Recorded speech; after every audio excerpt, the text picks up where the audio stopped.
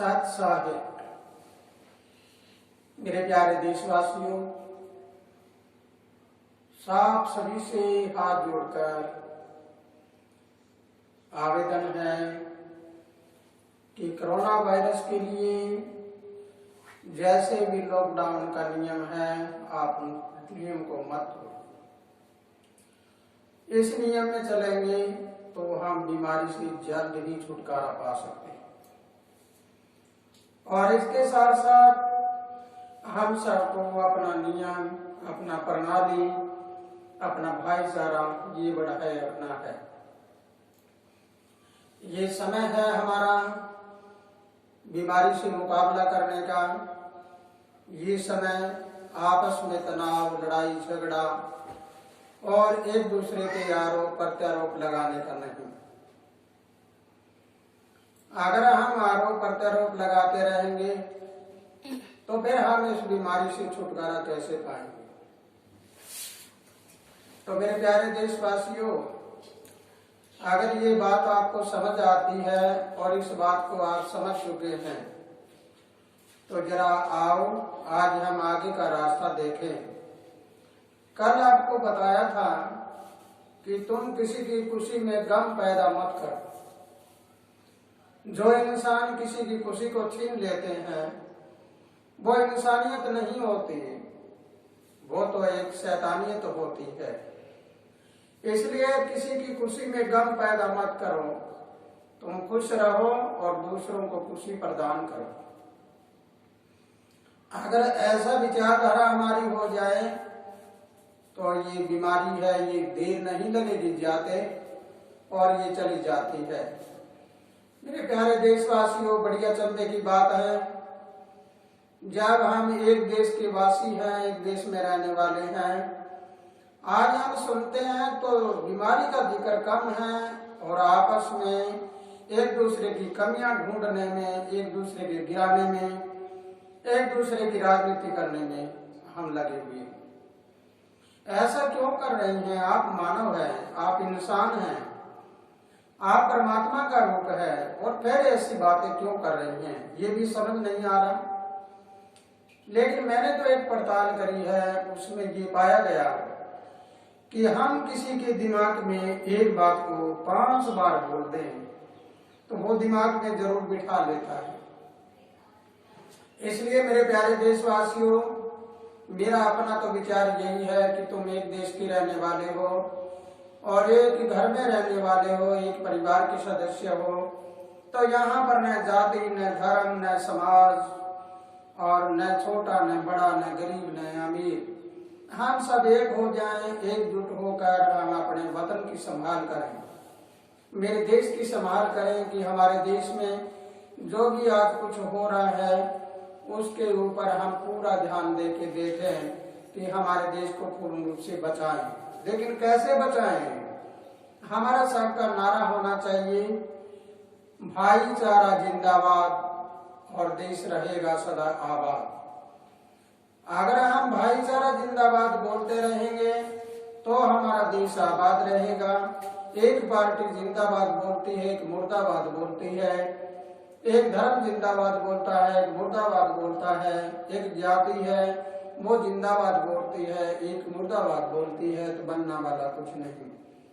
तुम अगर टूट गए तो टूटे हुए का कुछ नहीं बनता, जोड़े का सब कुछ होता है। जुड़े हुए का, संभले हुए का लाखों का मोल होता है, लेकिन टूटेगी तो फूटी कौड़ी भी नहीं मिलती। तो इसलिए मेरे प्यारे देशवासियों, अगर मेरी इस बात को आपने समझ लिया है और जान लिया है तो मैं आप में क्या चीज है ऐसी जो आपको झगड़ा करा रही है, वो ऐसी कौन सी चीज है जो तुम्हें बार बार लड़ा रही है एक दूसरे से। और हम ये डरते भी नहीं है कि हमारे से बड़ी उम्र की, चाहे बहन हो, बेटी हो, चाहे कोई माता हो, चाहे कोई बुजुर्ग हो, हम उसके खिलाफ पर्दिया वैसे बोल देते हैं। ये ऐसा क्या हो रहा है? ये मेरे देश की गरिमा बिल्कुल नीचे आ चुकी है और हमारे देश के जैसे हमारे देशवासी दूसरे देशों में रहने लग रहे हैं, उनका क्या हल होगा इसके बारे में आपने कभी नहीं सोचा होगा। जैसे उदाहरण के तौर पे हमारी लड़की किसी के घर चली जाती है बहू बन के, और किसी की बेटी हमारे घर में बहू बन के आती है, तो हम जब हमारे घर में बहू के रूप में आती है हम उसको तंग करने लग जाएं, तो हमने कभी ये तो नहीं सोचा होगा कि हमारी बेटी को अगर कोई तंग करता हो तो फिर तुम्हारी आत्मा कितनी दुख पाती होगी। इसलिए तुम दूसरों को तंग करना जानते हो, लेकिन तुम्हारे तंग करने की वजह से और दूसरे तंग होंगे वो नहीं जानते। चने में गुण पिसने लग रहा है। जो इंसान सही है, जो अच्छी विचारधारा के हैं, वो जो उल्टी विचारधारा के हैं उनके बीच में पिस रहे हैं, पिंच रहे हैं। तुम पिंच मत करो एक दूसरे को और अपना जीवन जीना सीखो, फिर देखो जीवन का आनंद क्या होगा। ऐसी स्थिति में इंसान विकारों का गुलाम है। तुम्हारे अंदर विकार है, यानी काम, क्रोध, लोभ, मोह, अहंकार, उन्होंने तुम्हारी बुद्धि को पकड़ रखा है। तुम वो कहता है वैसे चलते हो, लेकिन अगर तुम विकारों को गुलाम बना लो, तुम विकारों की चाबी अपने हाथ में ले लो, तो फिर क्या होगा? फिर तो विकार तुम्हारे पे है भी नहीं होंगे। तुम्हारे अंदर अहंकार, क्रोध, लोभ, मोह कोई आ जाए तो वो तुम्हारी मर्जी से चलेगा। तुम जहाँ चलाना चाहो वहां चलेगा, और जहाँ पे तुम रोकना चाहो वहां रुक जाएगा। लेकिन अब तुम तो उनके बस में होके चल रहे हो, विकारों के बस में। तो विकार तुम्हें जहाँ ले जाता है वहां ले जा रहा है, और तुम लोग अपने जीवन की परवाह नहीं कर रहे कि ये जीवन है, ये खराब किसका हो रहा है। तुम अपना जीवन खराब कर रहे हो और उसके बदले में दूसरों का जीवन भी खराब कर रहे हो। अब अगर देखते हैं तो खुद के जीवन को आपने जेल में डाल दिया, सजा होती है जो बुरा कर्म करेगा उसका, और उसको जीवन को अपने को खराब कर दिया और उसके पीछे पीछे दूसरों को भी तंग कर दिया। अगर हम सारे मामले को देखते हैं तो एक ही विकार ने, जो विकार हमारे ऊपर हावी हो रही है, उन विकारों ने हमारा कितना बड़ा नुकसान करा दिया। मेरा खुद का नुकसान, मेरे घर का नुकसान, मेरे धन दौलत का नुकसान, और मेरे घर परिवार रिश्तेदार का नुकसान, और मेरे देश का नुकसान। सब जगह नुकसान पे नुकसान हो रहा है। फायदा से फायदा कैसे हो? तुम अपने विकारों को अपने हाथ में ले लो और अपने आप को कहो सब हम भाई भाई हैं। अगर हम सब आपस में भाई भाई हैं तो फिर हमारा भाईचारा कभी नहीं बिगड़ेगा। अगर हमारा भाईचारा नहीं बिगड़ेगा तो आप सोचो और विचार करो, हम सदाबहार रहेंगे।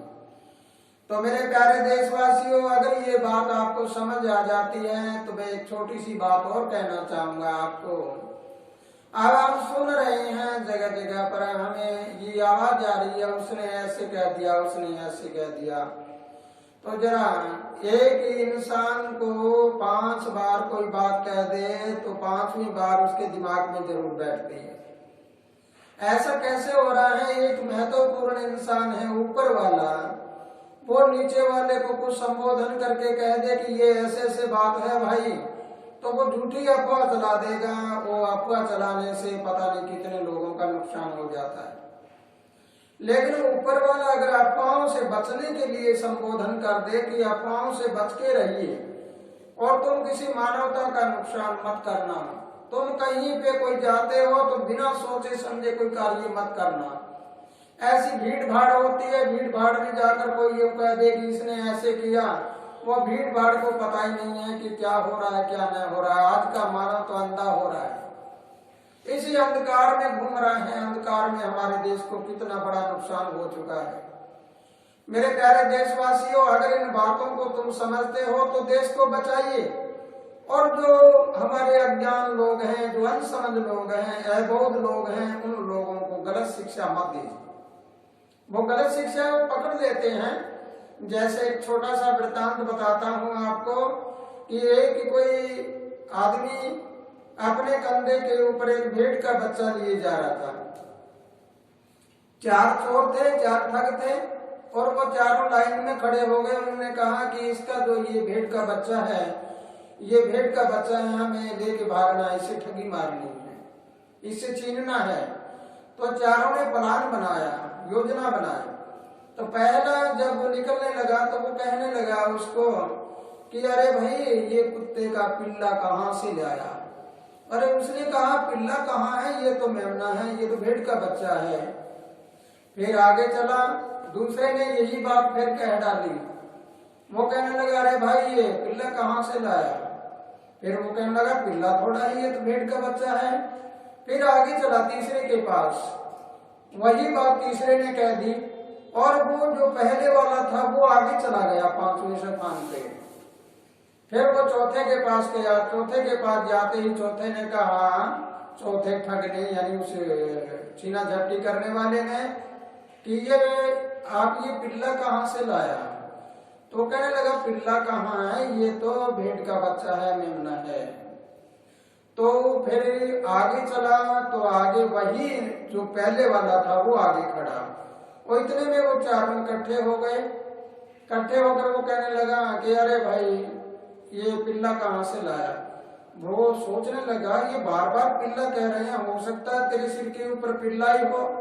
उसने उस भेड़ के बच्चे को नीचे डाला, वो चारों लेकर भाग गए।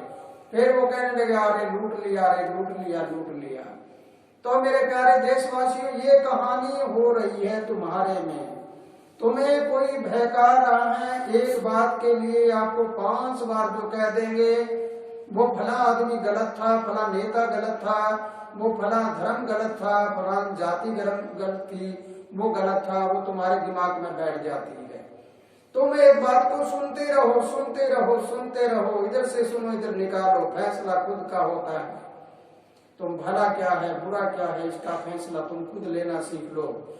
खुद फैसला लेना सीख लोगे तो तुम्हारे अंदर कमियां नहीं आएगी और तुम किसी दूसरे को नुकसान नहीं पहुंचाओगे, और नुकसान नहीं पहुंचाओगे तुम्हारा जीवन सदा बाहर रहेगा। मैंने एक छोटी सी बात सुनी कहीं पे, नाम में किसी का नहीं लेता, किसी 70 साल की किसी वृद्ध महिला को, वृद्ध माता को कोई एक 25-30 साल का, 35 साल का जवान, और वो उसको अपशब्द बोल देता है। आप सोचिए वो अपशब्द किसको लगता है। जब हम एक महिला का अपमान कर देते हैं, एक माता बहन का अपमान कर देते हैं, तो वो तो एक नारी समाज का ही अपमान होता है। लेकिन बोलने और बोलने में अंतर होता है। अगर माता बहन की गलती होती है तो ऐसे बात का हो कि गलती का एहसास भी हो जाए और उसके ऊपर उसके यूं भी पता ना लगे कि भाई ये गलत था या नहीं, या गलत बोला है। तो इस प्रकार मेरे प्यारे देशवासियों, आज तो मैं आपको यही बात समझाना चाहूंगा कि जियो और जीने दो। जियो सत्य बोल के जियो चाहे 2 दिन, और झूठ बोलकर 100 साल जीना है वो बेकार है। मत जियो ऐसा जीना, ऐसे जीने से तो मर जाना ही अच्छा होता है। देश बचाओ और भाईचारा बढ़ाओ। भाईचारा नहीं बढ़ेगा तब तक के लिए देश में ये जो हालात है, ये हालात तो बड़ी नाजुक चल रही है। अब मैं मेरे प्यारे देशवासी जितने भी संत महात्मा हैं, इनसे भी आवेदन करता हूँ कि आप सभी अपना रास्ता बदल लीजिए। आप सभी को भाईचारा बनाने के लिए आदेश दीजिए। भाईचारा बनाने के लिए सबको संबोधन करिए, सबको संबोधित करिए और उनको कहिए यहाँ न जाति होती है, न धर्म होता है, न कोई समाज होता है। हमारा संविधान कहता है धर्म निरपेक्षता। धर्म निरपेक्षता अगर हम कहते हैं तो हम कोई धर्म का संगठन भी नहीं बना सकते। हम जाति निरपेक्ष कहते हैं, एंटी इंटचेबिलिटी अगर हम देखते हैं तो उसके बारे में आप सोचिए और विचार करिए कि जब एक जाति को हम कह दिया कि जातिवाद होता ही नहीं है, तो एक जातीय हम अगर संगठन बना लेते हैं तो हमने उधर से कह दिया जातिवाद को भंग कर दो, लेकिन हमारे दिमाग में तो वो जाति घुस गई। जब संगठन का नाम लेते हैं तो कौन सा संगठन है, ये फला जाति का संगठन है, तो जातिवाद बाहर आ गया। इसका मतलब होता है कि ये बात संविधान में नहीं है, संविधान के लायक नहीं है ये बात कि हम जातीय संगठन बना के हम जाति को ऊपर उछालें। इन जाति के बदले में हम अपने कर्म को ध्यान दें, अपने कर्म को बदलकर जो वर्णागत बातें हैं, जो वर्णात्मक बातें हैं, वो अपने करते रहें और चलते रहें। मेरा तो आप सभी से, सभी देशवासियों से, सभी संत महात्माओं से और सभी राजनीतिज्ञों से यही आवेदन है कि अगर तुम मेरी बात को समझते हो तो इस जातिवाद को, धर्मवाद को बंद करके, यहाँ न हिंदू है, न मुस्लिम है, न सिख है, न ईसाई है, न बौद्धि है, न जैनी है और न यहूदी है, तुम सब भाई भाई हो। लेकिन जो धर्म का संस्थापक जब आया था उसका याद करो। कोई भी धर्म के संस्थापक ने कभी नहीं कहा कि मैं ये फला धर्म का, उन्होंने कहा कि एक मानव धर्म होता है। एक धर्म ऊपर से आता है, एक धर्म हम आप बनाते हैं। हमारे धर्म में दीवार होती है, ऊपर वाले धर्म में दीवार नहीं होती। इसलिए मेरे प्यारे देशवासियों, मैं तो आज आपसे यही आवेदन करूंगा कि अगर मेरी बात आपको समझ आती है और मेरे ये विचारधारा अच्छा लगता है, भाईचारा बढ़ाना अच्छा लगता है, तो जरा ज्यादा से ज्यादा इन विचारों को आगे फैलाइए और ज्यादा से ज्यादा कमेंट करिए और मुझे बताइए, कभी मैं भी तो गलती पे ना हूँ। कमेंट करके मुझे जरूर बताना है कि मेरे जो विचारधारा है वो सही है या नहीं। मेरी विचारधारा से किसी को अगर नुकसान पहुंचता है, किसी की यातना को ठेस पहुंचता है, तो भी मुझे माफी दे देना, क्योंकि जब सत्य की बात होती है, सत्य किसी के अधीन नहीं होता, सत्य किसी का गुलाम नहीं होता। सत्य जो बातें होती है वो चौड़े मैदान में होती है। इसलिए मेरे प्यारे देशवासियों, इस बात से चूकना नहीं कि हम क्या कहें क्या न कहें। कमेंट जरूर करिए, मुझे बताइए। अगर बातें अच्छी लगती है तो दूसरों के साथ शेयर भी करिए, ताकि ऐसी विचारधारा है ये आगे चली जाए। और सब्सक्राइब भी करिए ताकि हमारी रोजाना वीडियो है वो आप देख सकें। लाइक अनलाइक भी करिए, आपको पसंद नहीं है तो भी मुझे अनलाइक करके भी दर्शाइए, और अगर पसंद है तो इसको लाइक करके और मेरा कार्यक्रम है ये आगे बढ़ाइए। मैं मेरे लिए जीवन नहीं जीता, ये जीवन तुम्हारे लिए है। मैं तो अपना जीवन सिर्फ इतना ही जीता हूँ कि जैसे मुझे परमात्मा ने ये शरीर दिया है, इस शरीर को जितने दिन ये रहेगा तब तक के लिए आपकी सेवा में लगा रहूंगा।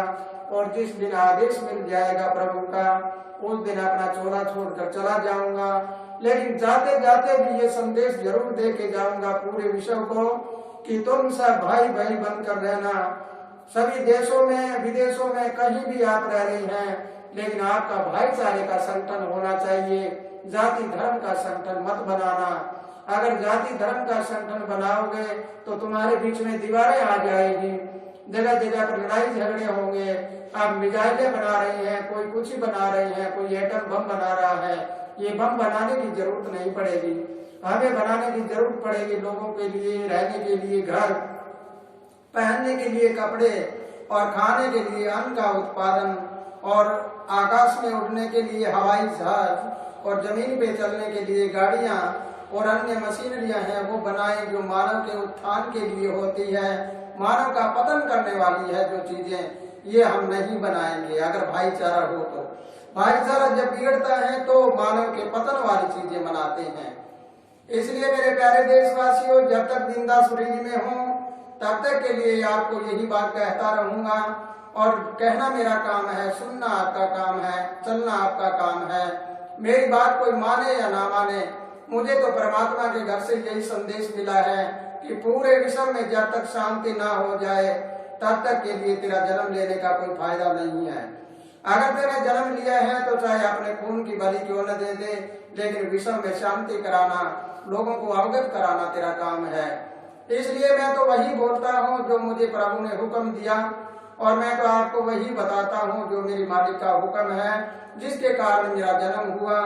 अगर मेरे इस जन्म को, मेरे इस चोले को समझते हो तो आप इस रास्ते पे चल के जरा मानवता को कायम करिए और दीन ईमान के ऊपर आ जाइए। दुनिया 4 कारणों से बसी थी, दीन ईमान मतलब जान। आज दीन ईमान चले गए हैं, मतलब जान खड़ा है। हम दीन ईमान को वापस बहाल करें और हम सब मानवता पर कायम होकर सबका भाईचारा बढ़ा के अपने जीवन का उत्थान करें। तो मेरे प्यारे देशवासियों, इसी के साथ खुशहाल रहो, आराम करते रहो, परमात्मा तुम्हें लंबी उम्र दे और सबका भाईचारा बढ़े और एक दूसरे में प्रेम भावना स्नेह तुम्हारे अंदर जागता रहे। सत साहिब।